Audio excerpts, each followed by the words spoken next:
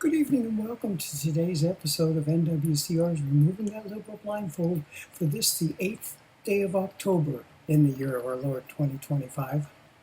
The President is well within his bounds to use the Insurrection Act to go into Chicago, Portland, or any other blue-run cities in the nation to stop crime and riots that are happening. Please like and subscribe to these daily updates and listen to the end so we can grow the network and let Americans know what is really going on, how to save this great nation from the enemies that we have from within, and yes, my friends, from within. Don't forget to hit the like button and leave a comment. That will help us to grow in the rankings and know that what you are thinking. From Newsmax comes this one. Don't want National Guard as sheriff? Get tough on crime. Can the Insurrection Act be used where the president thinks it needs to be? Governor J.B. Pritzker, Democrat of Illinois, and Mayor Brandon Johnson went to court Monday to stop President Donald Trump from sending the National Guard troops to the Windy City, calling mob violence against immigration officials a flimsy pretext. Follow this closely, New Yorkers and residents of crime-ridden blue cities everywhere. This isn't just about Chicago, it's about your city too. For months, Trump has vowed to make our cities very, very safe. Illinois lawsuit claims that President Trump is sending the Guard to Chicago to fight crime, not just protect the federal buildings and personnel. Horrors! What's wrong with fighting crimes?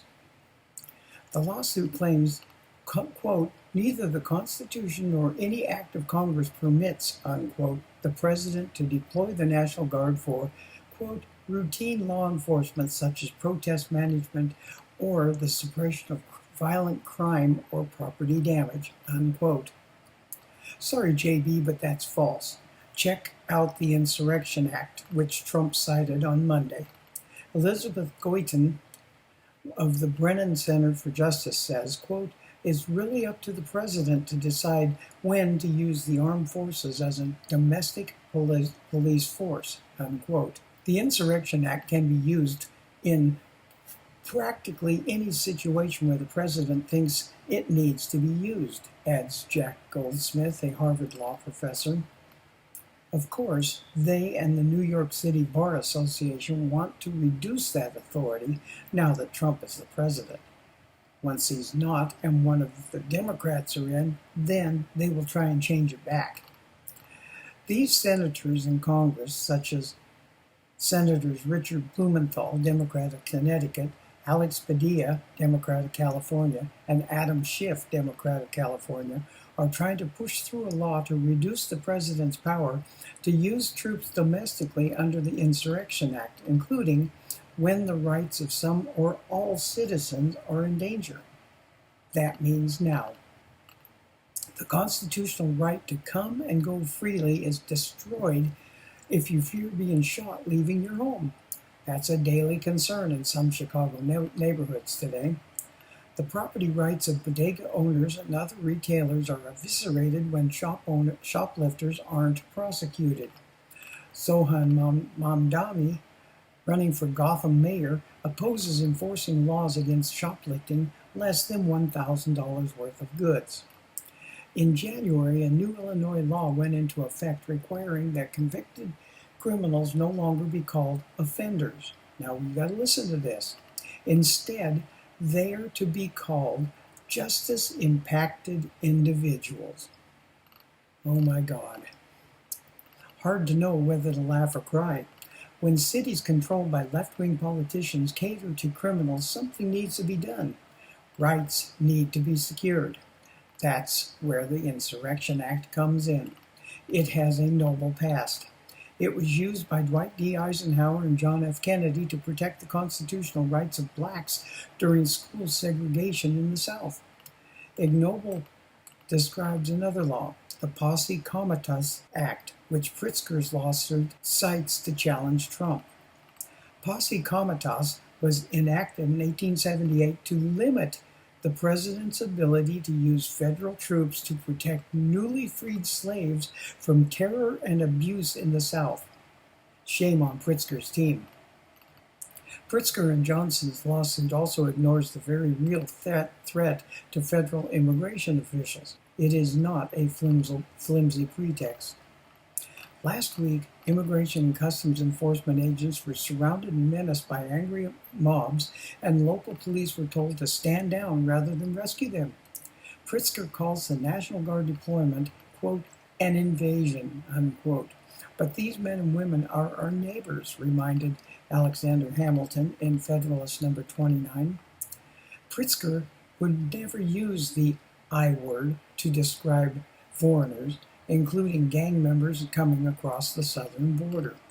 Federal District Court Judge April Perry, a Biden appointee, refused to halt Trump's deployment Monday and scheduled a hearing Thursday on Illinois' request for a temporary restraining order against the president. Perry should keep in mind that the Supreme Court has barred courts from second-guessing the president's use of troops domestically. In Martin v. Mott, 25 U.S. 1827, Justice Joseph Story wrote, quote, we are all of the opinion that the authority belongs exclusively to the president, unquote. If Perry decides that Trump erred in sending troops, she will be overturned on appeal. In the New York Times on Tuesday, Georgetown law professor Stephen Viadek omits mentioning Martin versus Mott, suggesting that the rules that apply to all other presidents don't apply to Trump. Ridiculous. It's unlikely Perry will even say much about Pritzker's argument that Trump is really coming to Chicago to fight crime.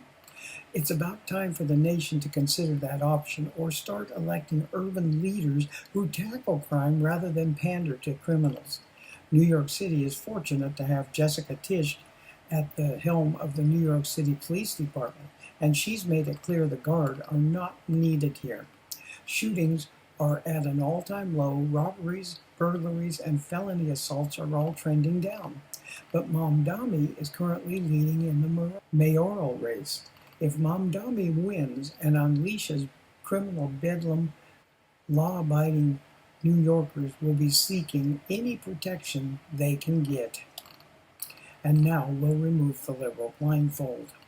The mayor of Chicago and the governor of Illinois are pushing a law that had kept federal troops from helping keep the newly freed slaves safe. This should tell all of you leftists just how far out of being right you are. From the Bible it says, from Proverbs 21:3, to do what is right and just is more acceptable to the Lord than sacrifice. My friends, all we have to do is go back to when Obama was president or Biden was president, and you would see the left pushing what the right is trying to do now. But now the left is against it. Why? Because now it is Trump and the right who are trying to do these things that they would have done. TDS is now completely in the open, and even with blinders on you can see it. So damn it, look for the well-being of America for once, you guys. John Adams once said, facts are stubborn things, and whatever may be our wishes, our inclinations, or the dictates of our passions, they cannot alter the state of facts and evidence.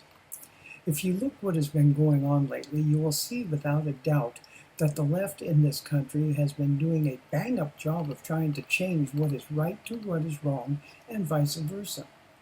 Trump has been trying to stop that, and we should be helping him to do that. First off, stop electing Democrats until they start following the existing laws and the existing Constitution. Thank you for watching, and as I will always say, we shall not be ruled.